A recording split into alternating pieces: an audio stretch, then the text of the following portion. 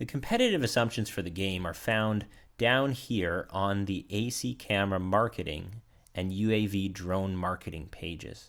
This is the anticipated industry average marketing efforts, or retail price, PQ, the number of models, all of these things that you feel that will happen in the future. This is not a look in the past. This is a look at what the trend might be. And really, there's three ways of forecasting. One way is you take a look at each one of these drop-down menus, and you maybe consider whether or not your competition is going to get more or less competitive for each one of those.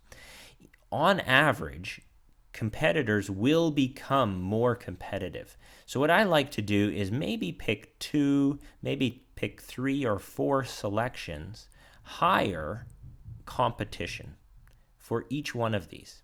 So for price, I like to look at, okay, well, are they going to increase their price on average, my competitors, or are they going to decrease it? For industry average, for any one of these other things, in general, I notice that in past years, they increase by 2 or 3 at least each year.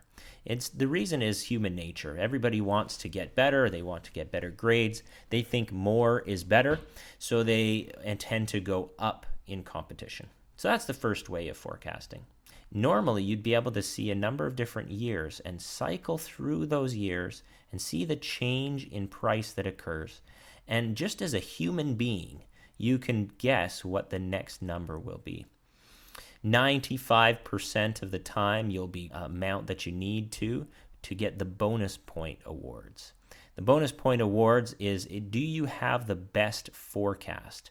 Accurately forecasting the total revenues, earnings per share, and image rating. For a full walkthrough, or just to get your questions answered, see the link in the description to book a Glo-Bus coach. We made a third and best way to forecast your competitive assumptions. It's available as a free spreadsheet you can download in the description.